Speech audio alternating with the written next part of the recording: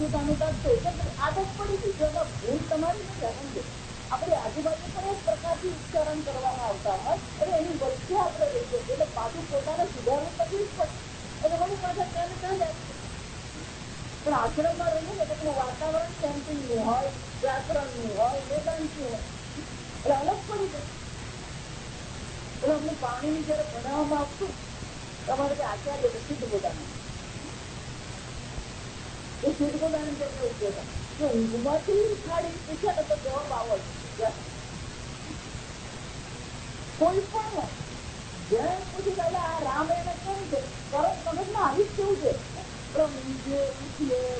મોડું જોઈએ પછી પાણીનું સૂત્ર યાદ આવે એમ ને ઉઠે એટલે શું થવું જોઈએ યાવત જીવત વ્રત ધારે જીવન બની ગયું. એટલે શંકરાચાર્ય કહે છે કે આપણું જીવન આ બની ગયું. અપારક બ્રહ્મની આપણે પ્રતિક કરીએ, ઉપાસના પહેલા કરીએ અને ઉપાસના કરીએ તો પછી આપણું મન નિર્મળ થાય. એટલા માટે સીધું વેદાંત કે સીધું બ્રહ્મની ઉપાસના શક્ય નથી. ફક્ત સંન્યાસી માટે અપારક બ્રહ્મની ઉપાસના પણ ગ્રહસ્થ માટે છે જ. કારણ કે એને માટે શું કરવું પડે? નિયમ જોઈએ, નિયમ જોઈએ. આપણે આગળ જોઈ ગયા કે સંસારી હોય ને એમાં માયા, કપટ, અનુતા થોડુંક તો આવી જ છે ને. તો શંકરાચાર્ય કહે છે યથા ગ્રહસ્થ થોડું ગ્રહસ્થ થોડું ઘણું કપટ, થોડી ઘણી માયા, થોડી ઘણી વંચના, થોડું ઘણું વિસ્મ આ બધી વસ્તુ રહેવા. એટલે ત્યાં કહીશું કે આ બધું વસ્તુ જેનામાં નથી એ જ આ પ્રાણને સમજી શકે. ત્યારે જ આ પ્રાણની ઉપાસના કરે. પ્રાણની ઉપાસના અહીંયા તો કોની ઉપાસના કરવાની છે? પ્રણવની ઉપાસના. હવે એટલા માટે એ બહુ સુંદર ચર્ચા કે આ પ્રકારથી અપરક બ્રહ્મની ઉપાસના જે નિષ્કામ ભાવથી કરે, સકામ ભાવથી કરે અને અન્ય લોકની પ્રાપ્તિ થાય. પણ જો નિષ્કામ ભાવથી ઉપાસના કરે તો એને શું થાય છે? ચિત્ત નૈર્મલ્યમ એટલે ચિત્તની અંતઃકરણની શુદ્ધિ થાય. પણ અંતઃકરણની શુદ્ધિ થવા માત્રથી બ્રહ્મ જ્ઞાન નથી. એને માટે તો શું કરવું પડે? અંતરંગ સાધનની જરૂર પડે. વિવેક વૈરાગ્ય કહીએ કે યમ નિયમ પ્રત્યાહાર ધારણા કહીએ કે તપશ્ચર્યા કહીએ આ બધી વસ્તુ શું છે? બ્રહ્મચર્ય છે. બહિરંગ સાધન છે. વિવેકાદિ કહીએ આ બધી વસ્તુ શું છે? બહિરંગ સાધન છે કે આપણા જીવનને ઓળખી આપે. બહિરંગ સાધન છે કે આપણા જીવનને એને માટે અનુકૂળ બનાવે.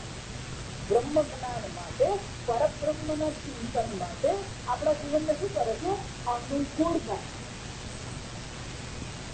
એ અનુકૂળતા હોય તો પછી આ અંતરંગ સાધન છે. એટલા માટે યાજ્ઞવલ્ક મુનિને જયારે મૈત્રેયે પૂછ્યું કે તમે શાના માટે સંન્યાસ ગ્રહણ કરો? અનેક વાર કરી અને બે પત્ની હતી મૈત્રેયી અને કાશ્યપ. જ્ઞાની હતા. યાજ્ઞવલ્ક સ્વયં જ્ઞાની હતા, જનકના ગુરુ હતા. પણ જયારે જ્ઞાન નિષ્ઠાનો પ્રશ્ન આવે ત્યારે પછી એમણે શું કર્યું? સંન્યાસ ગ્રહણ કરવાની ઈચ્છા કરી. આ તો દરેક મનુષ્યનું જીવનનું લક્ષ્ય તો સંન્યાસ જ છે. આ જન્મમાં સમજવાનું તો પહોંચી જશે. 4 આશ્રમ છે. બ્રહ્મચર્ય આશ્રમ એટલે શું છે? આ જીવનમાં આપણે જ્ઞાન મેળવીએ. ગ્રહસ્થ આશ્રમ એટલે કે વ્યવસ્થા સમાજ. પછી શું છે? વાનપ્રસ્થ આશ્રમ એટલે તપશ્ચર્યા છે. અને ચતુર્થ આશ્રમ શું છે? સંન્યાસ. એટલા માટે હજુ પણ દક્ષિણમાં જે લોકો રિટાયર થઈ ગયા હોય, 60-70 ના થાય, છોકરાઓ બધા સેટ થઈ ગયા હોય, એ લોકો સ્વામીજી પાસે આવીને કે સ્વામીજી બસ હવે સંન્યાસ લઈ દો. કેમ સંન્યાસ ગ્રહણ કરવો? ચતુર્થ અવસ્થા છે જીવન. જીવનની ચતુર્થ અવસ્થા કેવળ સંન્યાસ જ છે. અને સંન્યાસ આપણે ગ્રહણ કરવો. આમ જીવનનું લક્ષ્યનો સંન્યાસ છે. એટલે યાજ્ઞવલ્ક મુનિએ પણ નિર્ણય કર્યો હવે હું સંન્યાસ ગ્રહણ કરીશ. અને એની જે કઈ સંપત્તિ હતી એ શું કર્યું? મૈત્રી અને કાત્યાયને આપી દીધું. એટલે મૈત્રીએ પ્રશ્ન પૂછ્યો, તમે જેને માટે સંન્યાસ, આપણે તો લોકો સંન્યાસી સમજ્ઞાઓ શું કરી શકાય. મૈત્રી બુદ્ધિશાળી હતી, પોતે પણ વેદ ભણેલી હતી. એટલે પ્રશ્ન, તમે જેને માટે સંન્યાસ ગ્રહણ કરો એની પ્રાપ્તિ મને આ સંપત્તિથી થશે. આપણા મનમાં આવો પ્રશ્ન છે, આપણે સંપત્તિ આપી 10 લાખ આપે શાંતિ લઈ જઈએ.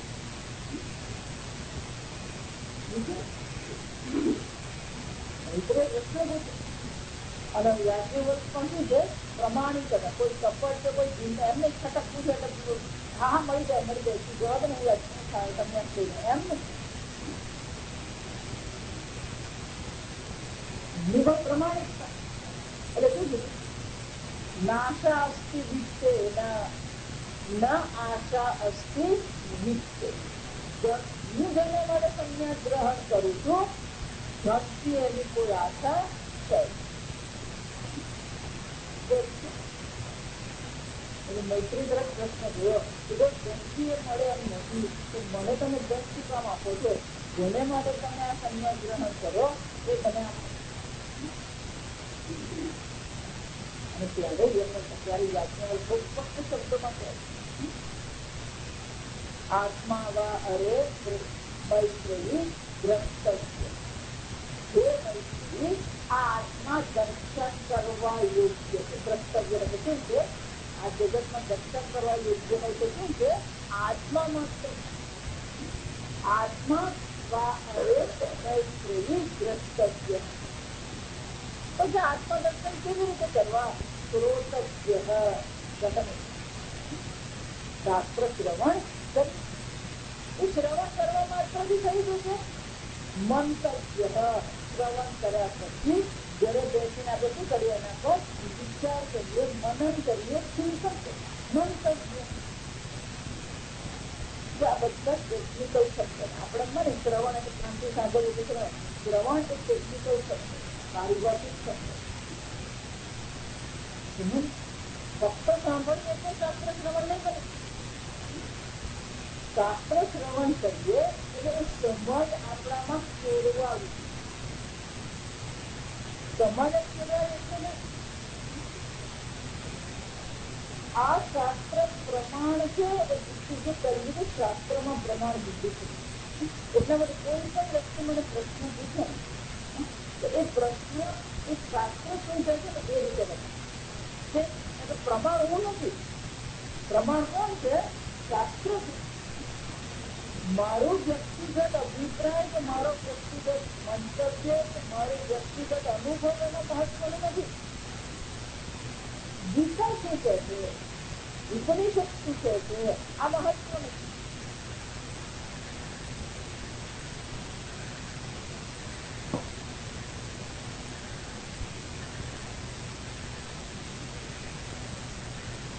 કેટલી કંપની બેસો ને તમારે કમર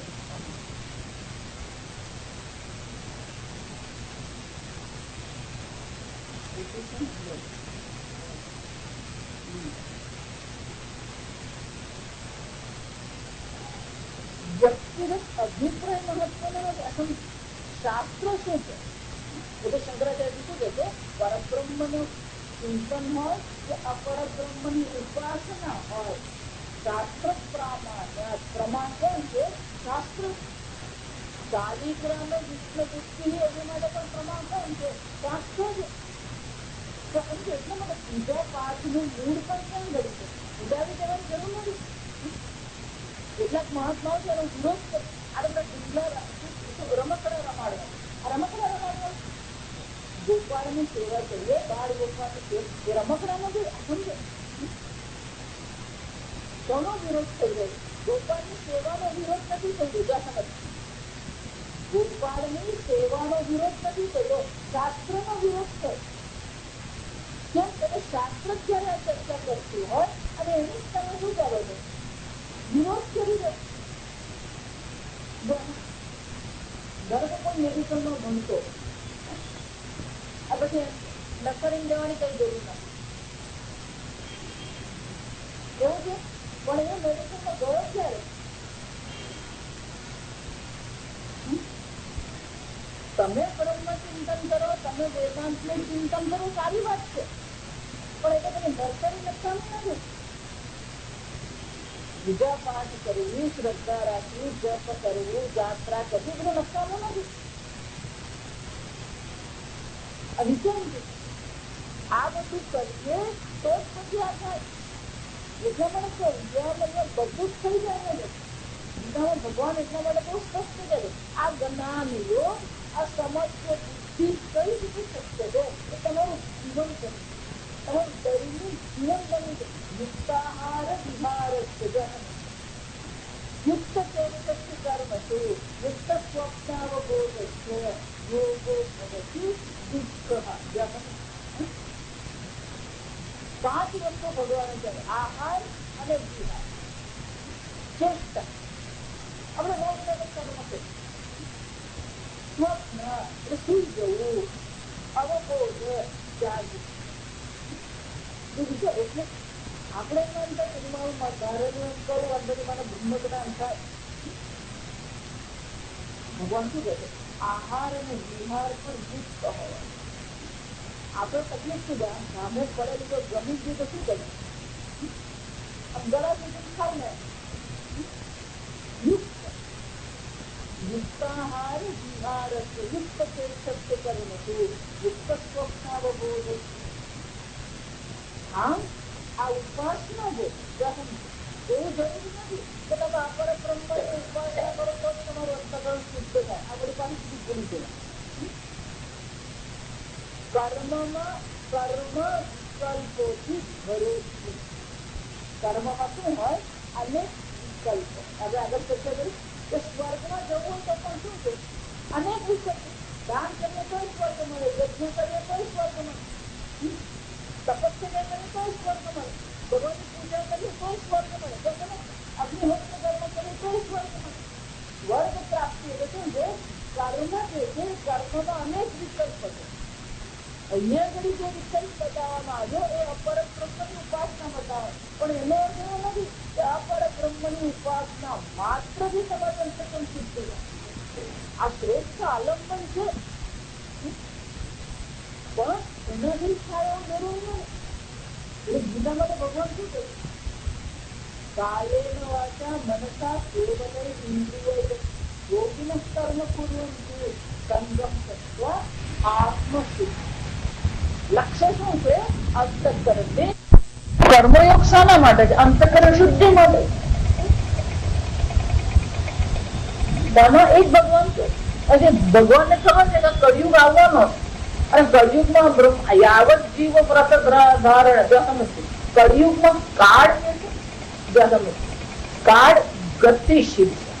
કળિયુગનો કાળ કેવો છે? ગતિશીલ. અને કાળ જેટલો ગતિશીલ હોય એનું તમારું મન પણ શું થવાનું? ગતિશીલ.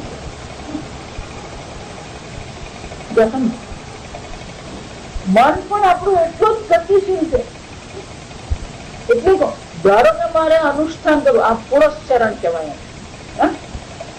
ગાયત્રી હોય કે ગાયત્રી ને ગાયત્રી છંદ છે. પછી ગાયત્રી બધાની જોઈએ, ગણપતિની ગાયત્રી હોય, દેવીની ગાયત્રી હોય, વિષ્ણુની ગાયત્રી હોય, રુદ્રની પણ ગાયત્રી હોય.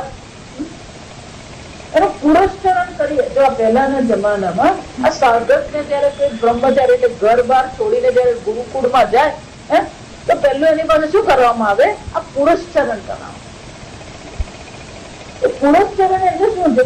જેટલા મંત્રના અક્ષરો હોય એટલા લાખ જપ કરવાના. જો વિચાર, ગાયત્રી ના 24 અક્ષર છે તો કેટલા લાખ કરવાના? 24. પણ એ 24 લાખ તમારે કરવા હોય ને, આજે એક વસ્તુ સમજવાની, જે અનુષ્ઠાન શબ્દ આવે એટલે પછી એ ગણિત છે. પછી એમાં જરાક આમ તેમ ભગવાન કરી લે તો ચાલે કે નહીં? ભગવાન કે એમાં કઈ ચાલે? જાસૂદ નું ફૂલ ચડાવવું એ ગંગોટા નો ચડાવવું એમાં ચાલી જાય. આ સમજ. મંત્ર આવે અને અનુષ્ઠાન કરીએ તો પછી શું આવે?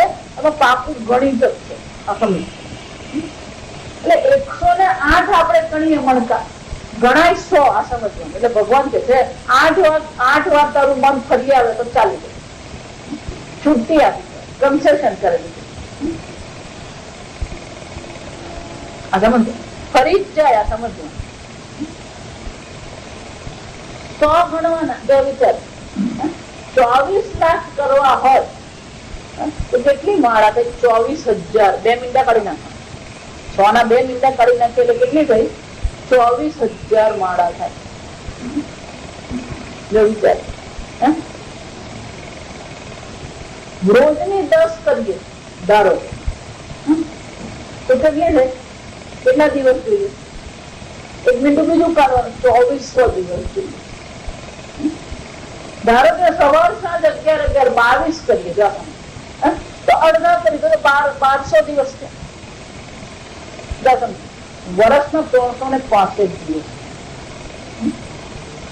એટલે કેટલા વર્ષ થાય? 3 થી 4. ક્યારે? સવાર સાંજ 11 કરો તો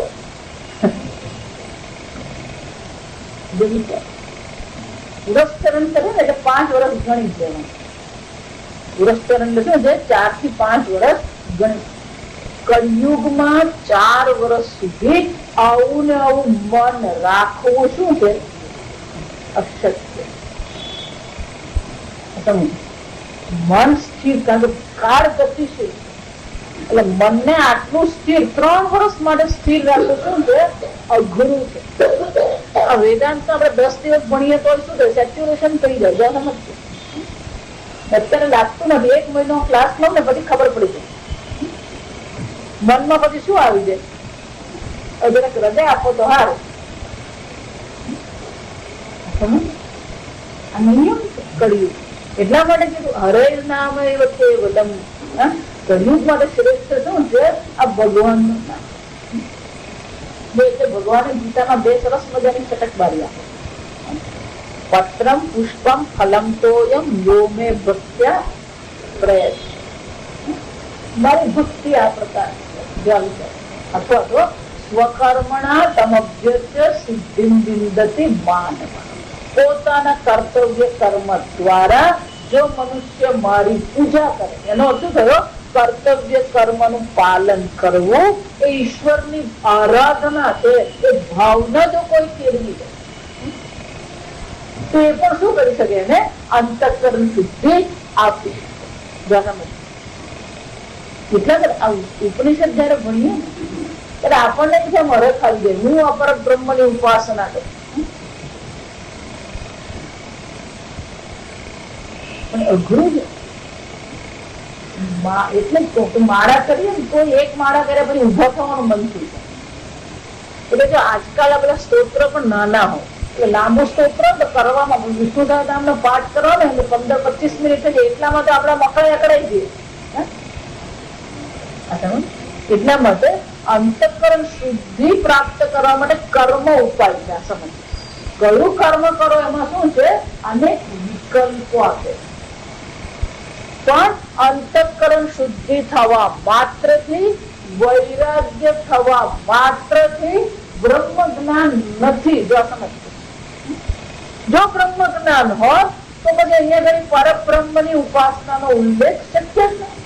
એટલે ટીકાકાર બહુ સુંદર છે. શંકરાચાર્ય કહેતા પણ ટીકાકાર કે છે કે જો અપર બ્રહ્મ ની ઉપાસનાથી અંતઃકરણ શુદ્ધિ થઈ જાય ને એનાથી જો બ્રહ્મ જ્ઞાન ની પ્રાપ્તિ થઈ જતી હોય તો પરબ્રહ્મ ની અહીંયા ઘડી ઉપાસના દર્શાવવું વ્યર્થ થઈ જાય. જો આ બહુ સુંદર ચર્ચા, નકામો બની જાય સમજ. અને એટલા માટે અહીંયા ઘડી શંકરાચાર્યજી આગળ કહે છે, જો આપણે વાંચીએ, તસ્માત પરંચ અપરંચ બ્રહ્મયત ઓમકારઃ ઇતિ ઉપચ્છદ્યતે. ઉપચ્છદ્ય તો શબ્દ બહુ મજાનો. ઉપચ્છદ્ય એટલે ગૌણ રીતે કહેવામાં પરબ્રહ્મ અને અપરબ્રહ્મ, એટલે 2 બ્રહ્મ નથી મેં કીધું. પરબ્રહ્મ અને અપરબ્રહ્મ 2 બ્રહ્મ નથી. ઉપચ્છદ્ય શંકરાચાર્યજી કહે છે એવું કહેવામાં આવે છે. બ્રહ્મ તો એક જ છે જે નિર્ગુણ નિરાકાર છે. તમે એને કઈ દ્રષ્ટિએ જુઓ છો એને આધારે, તમે કઈ દ્રષ્ટિએ એની ઉપાસના કરો છો એને આધારે એને પરબ્રહ્મ ને અપરબ્રહ્મ કહેવામાં આવે. તમે બ્રહ્મ તો એક જ છે નિર્ગુણ નિરાકાર.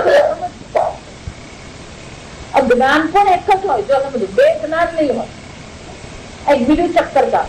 વેદાંતમાં પણ બધા જાતના ચક્કરો કામ. જ્ઞાન પણ એક જ હોય. જો વિચાર, આ પુસ્તક છે તો બધાના માટે શું હોવાનું? પુસ્તક જ હોવાનું. પછી મારા માટે પુસ્તક નથી એવું થવાનું જ નથી. હું એને છાપું કહું તો, હું એને નોટબુક કહું તો, જ્ઞાન શું હોય? એક જ. એ જ રીતે બ્રહ્મ જ્ઞાન પણ એક જ છે. તારું બ્રહ્મ જ્ઞાન ને મારું બ્રહ્મ જ્ઞાન ને. બ્રહ્મ જ્ઞાન ને બે પ્રકારના જ્ઞાન. એક પરોક્ષ જ્ઞાન, અપરોક્ષ જ્ઞાન. બ્રહ્મ જ્ઞાન થાય ને તે અપરોક્ષ જોઈએ, પરોક્ષ શક્ય જ નથી. આ સમજ. તમે પોતે પોતાનું જ્ઞાન પરોક્ષ હોય, તમે સ્વતઃસિદ્ધ ચૈતન્ય આત્મા છો, એને જાણવું એ જ જ્ઞાન છે. એમાં પછી પરોક્ષ અને અપરોક્ષ લગાવવાની કોઈ જરૂર નથી. સમજો, જ્ઞાન પણ એક જ હોય, એમાં વિકલ્પ નહીં હોય. જ્યાં સ્પષ્ટતા સમજો, એમાં કોઈ વિકલ્પ ને સ્થાન. કર્મમાં વિકલ્પ છે, ઉપાસનામાં વિકલ્પ છે, પણ જ્ઞાનમાં કોઈ વિકલ્પ. અને એટલા માટે પછાડી દઉં. યજ્ઞવત શું કહે છે? આત્મા વા હરે દ્રષ્ટ. આત્મા દર્શન કરવા યોગ્ય. પણ એ દર્શન કેવી રીતે કરવા? શ્રોતવ્ય. શાસ્ત્ર શ્રવણ કરીએ. શાસ્ત્ર શ્રવણ કરીએ એટલે કે આપણું જીવન શાસ્ત્ર શ્રવણ બની ગયું. મેં કીધું આપણો રસગુલ્લા હજુ સમજશે. ઘણી જગ્યાએ ફરી આવું, પણ પાછું મૂળ પર આવી જવાનું. શ્રવણ કરીએ તો કેવી રીતે કરીએ કે પછી આપણું જીવન બની જાય. એ શાસ્ત્ર શ્રવણ કરતા રહીએ. સતત શ્રવણ આપણા મનમાં રહેવું જોઈએ. એને મનન કહેવામાં આવે. મંતવ્ય, શ્રોતવ્ય, મંતવ્ય. સતત એનું મનન કરતા રહીએ. શ્રવણ કર્યા પછી પણ શું કરવાનું છે? એનું મનન અને ચિંતન થતું રહેવું. પ્રમાણ શ્રવણ છે. શાસ્ત્ર શ્રવણ એ શું છે? ખરેખર શાસ્ત્ર પણ પ્રમાણ નથી. શાસ્ત્ર પ્રમાણ એટલા માટે છે કે શાસ્ત્ર શ્રવણ કરવાનું. પણ શાસ્ત્ર સીધું પ્રમાણ તરીકે વાંચીએ તો ખબર નહીં પડે. એના માટે શાની જરૂર પડે? શ્રવણ કરવું પડે. ઉપદેશ નો શ્રવણ. એટલા માટે શ્રવણ પ્રમાણ બની જાય. શાસ્ત્ર શ્રવણ શું બની જાય? પ્રમાણ બની જાય. શાસ્ત્ર શ્રવણ પ્રમાણ છે એટલે જ્ઞાન પણ શાસ્ત્ર શ્રવણ છે. સ્પષ્ટ નથી. મનન કરે ને જ્ઞાન નહીં થાય. આ કેરી છે, હું તમને એમ કહું તો સાંભળીએ એટલે શું થવાનું? જ્ઞાન થવાનું. આ કેરી છે. હું મનન કરું પછી મને સમજાશે કે આ કેરી એવું છે. નહીં, જ્ઞાન તો શાસ્ત્ર શ્રવણ થી. તો પેલું મનન શાના માટે છે? શ્રવણ દ્વારા આપણા મનમાં એ સ્પષ્ટ થાય કે પ્રમાણ બુદ્ધિ આપણી સ્પષ્ટ થાય. સમજ. એટલે પ્રમાણ વિશે કોઈ સંશય હોય તે પ્રમાણ સંશય, જે પ્રમાણ શંકા જેને કહેવામાં આવે, એની નિવૃત્તિ કોના દ્વારા થાય? શ્રવણ દ્વારા. તો પછી જયારે એમ કહેવામાં આવે તું નિર્ગુણ નિરાકાર બ્રહ્મ છે, તો મનમાં સંશય થાય. મનમાં શું આવે? શંકા જન્મે, સંદેહ. તો પ્રમેય માટેની જે શંકા છે એની નિવૃત્તિ માટે શું કરવામાં આવે? મનન કરવામાં આવે અથવા તર્ક દ્વારા સમજવાનું. જેટલા દ્રષ્ટાંત આપું ને, દ્રષ્ટાંત એટલે તર્ક કહેવાય. ખરેખર દ્રષ્ટાંત એટલે શું છે? તર્ક. તર્ક દ્વારા હું તમને સમજાવું છું કે આ સત્ય છે. તો મનન દ્વારા શું કરવામાં આવે છે?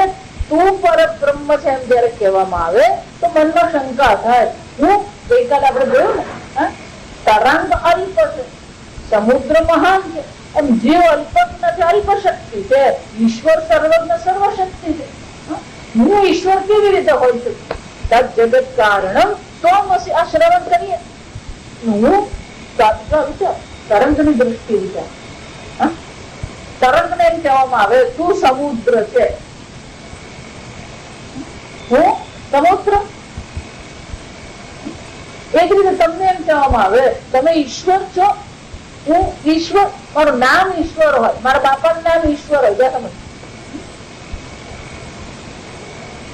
સમજ શંકા થાય અને પ્રમેય શંકા. એને શું છે? મનન દ્વારા, તર્ક દ્વારા એની નિવૃત્તિ કરવી. ઉપાધિમાં ભેદ છે, સ્વરૂપમાં ભેદ નથી. ઉપાધિ અલ્પ છે પણ સ્વરૂપ તો એક સચ્ચિદાનંદ બ્રહ્મ. આમ મંતવ્ય, આ મનન દ્વારા મનના સંશયની પણ નિવૃત્તિ કરવામાં આવે. શ્રવણ કર્યું, જ્ઞાન છે પણ બધો સંશય થતો રહે, એની નિવૃત્તિ પણ એટલા માટે આ મંતવ્ય ખરેખર શ્રવણ કરીએ ને એટલે ઓટોમેટિક મંતવ્ય થવા માંડે. એટલે વારંવાર એકની એક વસ્તુ કહેવામાં આવે એટલે પછી શંકાની પછી શું થઈ જાય? નિવૃત્તિ થઈ જ છે. શ્રવણ ની સાથે સાથે ગુરુજી શું કરતા રહે? આ મનન પણ કરાવે, સંશયની પણ નિવૃત્તિ. ત્યાં બધું સાંભળ્યું, બધું સ્પષ્ટ થઈ ગયું. છતાં જન્મ જન્મ ની આદત છે એને સહજ તાદાત્મ્ય પણ કહેવાય. આ શરીર હું છું એ શું છે? એને શાસ્ત્રમાં શું કહેવાય? સહજ તાદાત્મ્ય પણ. જન્મ પછી કોઈને કેવું જ નથી પડતું તું દેહ છે. કેવું પડે?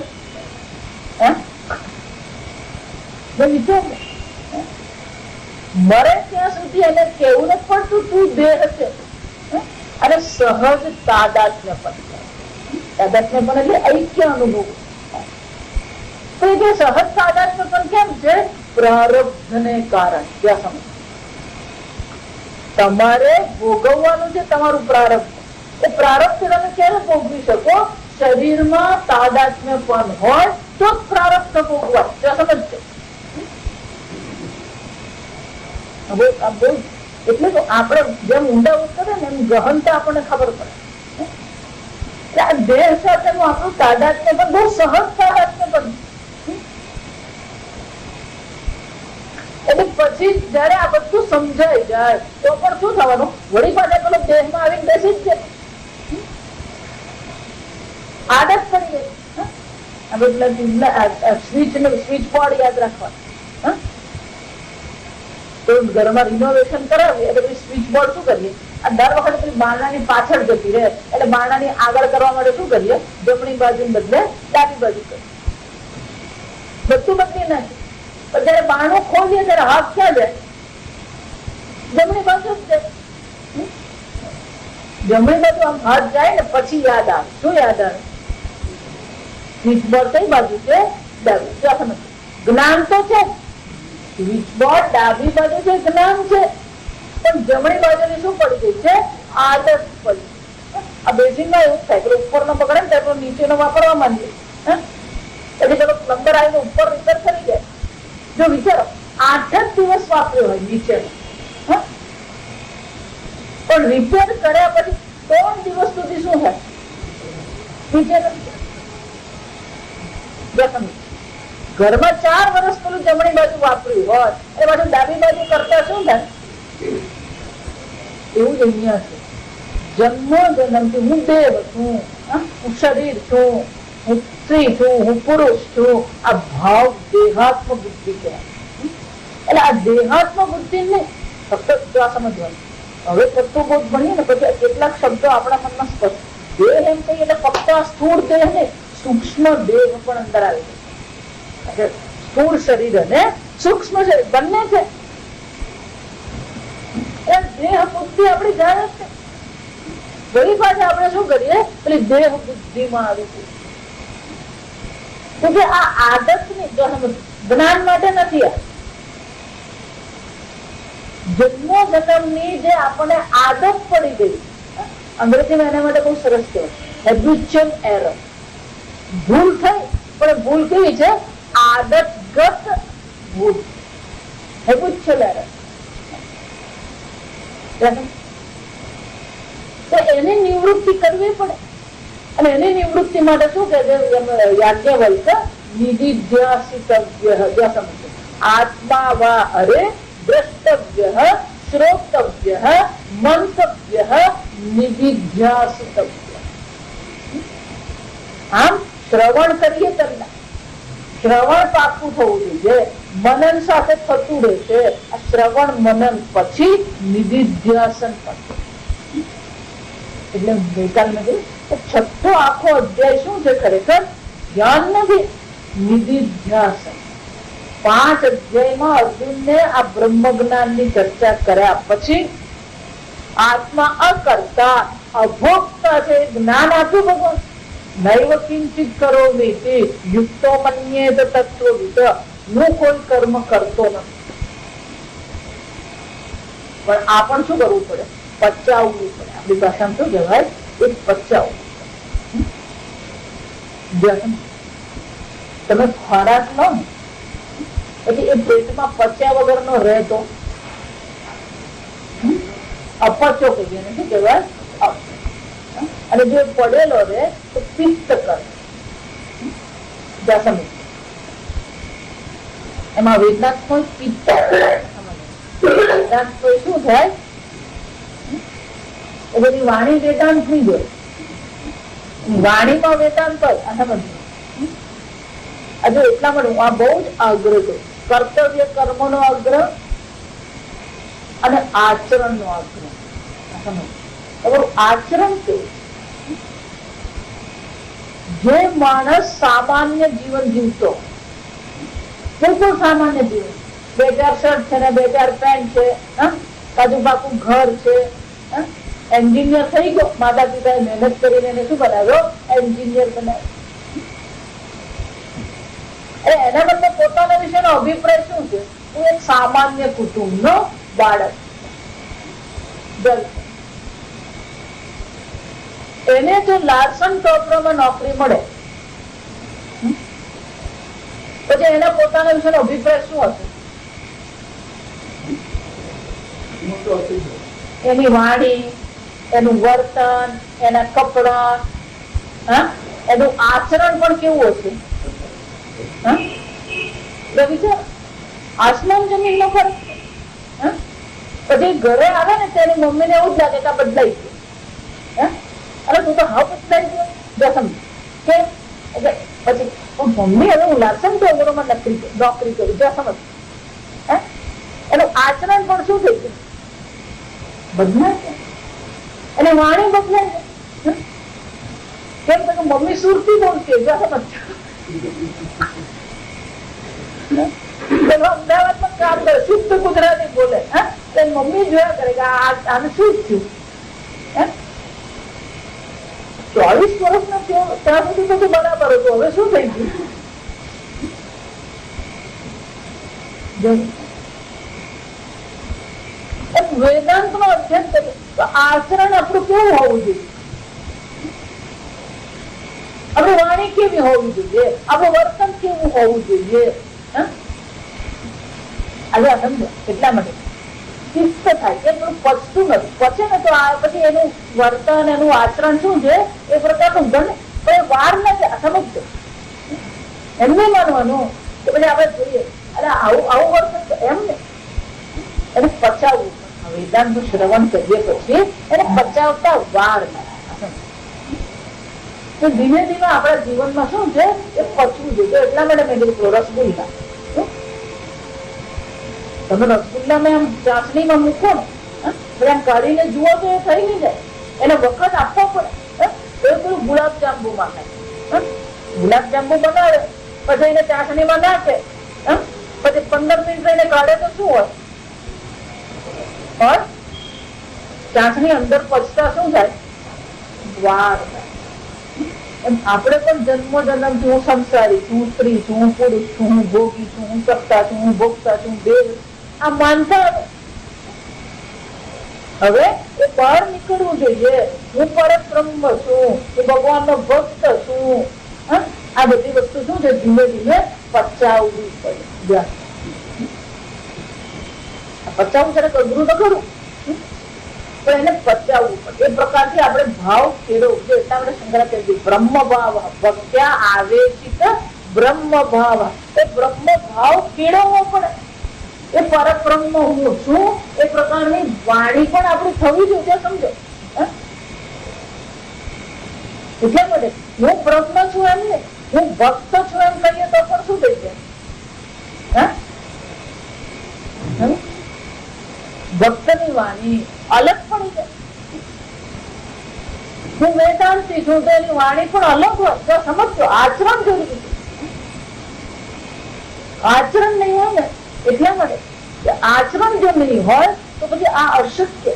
કર્તવ્ય કર્મનું પાલન નહીં હોય તો આ વસ્તુ કેવી છે? અશક્ય છે. એટલે ગીતા આ સમજો એટલા ઉપનિષદ છે ને અઘરું થોડીક પડે, કારણ કે ઉપનિષદ માં બધી પરબ્રહ્મ ની ચર્ચા અને પ્રાણ ની ઉપાસના બધું સીધું જ આપવામાં આવે, પણ એ શક્ય નથી. એનો એવો નથી કે બ્રહ્મ જ્ઞાન નહીં થાય. બ્રહ્મ જ્ઞાન તો થાય, પણ અંતઃકરણ શુદ્ધિની જરૂર છે. એના માટે કર્તવ્ય કર્મની પાલનની જરૂર છે, આચરણની જરૂર. અને એટલા માટે શંકરાચાર્ય બહુ સરસ કહે કે આ વસ્તુ જરૂરી છે ટીકાકાર, પણ છેવટે એનું લક્ષ્ય તો શું છે? અંતઃકરણની શુદ્ધિ થાય. અપર બ્રહ્મમાં પ્રણવની જે ઉપાસના છે એ આપણા માટે શું છે? સાધન છે. શાના માટે? અપર બ્રહ્મની ઉપાસના દ્વારા અંતઃકરણની શુદ્ધિ પ્રાપ્ત. પણ આ બંનેની અમે કરીએ તો ચાલે કે નહીં? એટલે આગળ પીપળા શું કે છે? તસ્માત પરમ ચ અપરમ ચ બ્રહ્મ યદ ઓંકાર ઇતિ ઉપચર્યતે. આ ફક્ત ઉપચાર કરવામાં આવ્યો કે પરબ્રહ્મ છે ને અપરબ્રહ્મ છે. છેવટે પરબ્રહ્મ માત્ર છે. જો અર્જુન નહીં આ હતું 12મા અધ્યાયમાં અર્જુને જે પ્રશ્ન પૂછ્યો, વિરાટ રૂપના દર્શન કરાવવામાં આવ્યા, એની ઉપાસના દર્શાવવામાં આવી, એટલે અર્જુનના મનમાં એમ થઈ ગયું કે આ ભગવાન આ તમારા વિરાટ સ્વરૂપની ઉપાસના કરે એ શ્રેષ્ઠ કે અક્ષર બ્રહ્મની ઉપાસના કરે એ શ્રેષ્ઠ? અર્જુન પાછો એના પર જ આવી.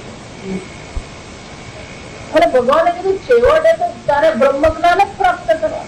એટલે પહેલા 2 શ્લોકમાં ભગવાને શું કહી દીધું ઉત્તર? છેવટે તો અર્જુન આ બ્રહ્મ જ્ઞાન જ પ્રાપ્ત, અક્ષર બ્રહ્મની જ પ્રાપ્તિ કરવા. પણ અક્ષર બ્રહ્મ નું જ્ઞાન કેવું છે? ક્લેશોધિક દરસ્તે અવ્યક્તા ચેતસા. આ પરબ્રહ્મ કેવું છે? અક્ષર છે, અવ્યક્ત છે, સત્ય છે. અધિકતર ક્લેશ એ વધારે ક્લેશ આપનારો. કોને માટે? દેહવત વીર વાક્ય છે. જેની દેહ બુદ્ધિ જો બહુ દ્રઢ હોય તો પછી એને માટે અક્ષર બ્રહ્મ નું ચિંતન કરવું કેવું છે? મુશ્કેલ છે. જેમ નથી કેતા અશક્ય છે. સમજવું. અધિકતર ક્લેશ, વધારે ક્લેશકારી. પણ એનો અર્થ એવો નથી કે નહીં કરી શકે, ઉડાડી દેવાની જરૂર નથી. તો મને ભગવાન શું કરવું જોઈએ? મય્યેવ મને આધસ્વ મયી બુદ્ધિ નિવેશ. એના માટેનો ઉપાય શું છે? પરમાત્માની ભક્તિ કરીએ, પરમાત્માનું ચિંતન કરીએ. એટલા માટે 12મા અધ્યાયનું નામ શું આપવામાં આવ્યું? ભક્તિ યોગ કીધું. સમજો કે ભગવાનની ભક્તિ દ્વારા અંતઃકરણ શુદ્ધ કરીએ અને છેવટે એ બ્રહ્મ જ્ઞાનની પ્રાપ્તિ કરીએ. એટલે છેવટે શંકરાચાર્યજી કહે છે ઉપચર્ય એટલે પરબ્રહ્મ ઉપચાર નથી. આ સમજજો તો ગરબડ થઈ ગઈ. પરબ્રહ્મ ને ઉપચાર કરીએ તો એ ચાલે છે. અપર બ્રહ્મ કીધું એ ઉપચાર છે, કારણ કે ખરેખર તો સ્વરૂપ શું છે? પરબ્રહ્મ જ છે. સત્યમ પુરુષાખ્ય અક્ષર બ્રહ્મ એ તો છે જ સ્વરૂપ. પણ બે બતાવવાનો એ ઉપચાર માત્ર છે, ઉપાય માત્ર છે. તસ્માદેવમ વિદ્વાન એતેન એવ આત્મ પ્રાપ્તિ સાધને. અને એટલા માટે તસ્માદ એટલે એટલા માટે જે વિદ્વાન છે, વિદ્વાન એટલે જે શાસ્ત્રનો જાણકાર છે, જેને આ ઉપાસનાનું જ્ઞાન છે, એવો જે આ જાણકાર જે છે શાસ્ત્રનો, એ શું કરે છે? આત્મ પ્રાપ્તિના સાધન રૂપે ઓમકાર અભિધ્યાને, આ ઓમકારનું અભિધ્યાન કરે છે. પણ એમાં પણ બંને સાથે જ કરીએ તો ચાલે કે નહીં? એ વારાફરતી શું કામ કરવાનું? એટલે શું કે છે? એકતરમ પરમ ચ અપરમ વા અન્વેતિ બ્રહ્મ અનુગચ્છતિ. જે શાસ્ત્રનો જાણકાર છે, વિદ્વાન છે, શું કરે છે? પરબ્રહ્મ અથવા અપરબ્રહ્મ એક તરફ બેમાંથી એકનું જે શું કરે છે અનુસંધાન કરે છે. इच्छति नेदिष्टं हि आलम्बनम ओंकारः ब्रह्मणः. नेदिष्टम એટલે કે સૌથી નજીકનું. નેદિષ્ટ એટલે શું થાય? સૌથી નજીક. બ્રહ્મ શંકરાચાર્ય કહે છે બ્રહ્મ જ્ઞાન માટે બ્રહ્મને માટે સૌથી શ્રેષ્ઠ આલંબન કોણ છે? આ ઓંકાર. સૌથી નજીકનું આલંબન જો હોય બ્રહ્મ માટે તો એ કયું છે? આ પ્રણવ છે. અને એટલા માટે પીપલાદ મુનિએ કીધું પરંચ અપરંચ બ્રહ્મ યદ ઓંકાર તદ અભિધ્યાયિત. એ પ્રણવની ઉપાસના કરવામાં આવે છે, એનું ધ્યાન કરવા. પણ એમાં ધ્યાન પણ બે પ્રકારના છે, પર અને અપર. આગળ પછી ચર્ચા કરશે કે એની ઉપાસના જયારે કરવામાં આવે તેની ઉપાસના કેવી રીતે કરવામાં આવે અને એ ઉપાસના દ્વારા કયા ફળની પ્રાપ્તિ થાય છે એ હવે ત્રીજા મંત્રમાં દર્શાવે છે. આપણે આવતીકાલે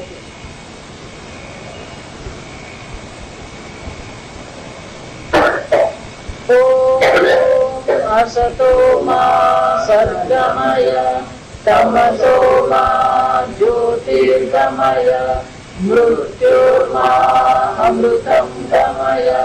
ઓમ પૂર્ણમદ પૂર્ણમિદં પૂર્ણાત પૂર્ણમુદચ્યતે પૂર્ણસ્ય પૂર્ણમાદાય પૂર્ણમેવાવશિષ્યતે.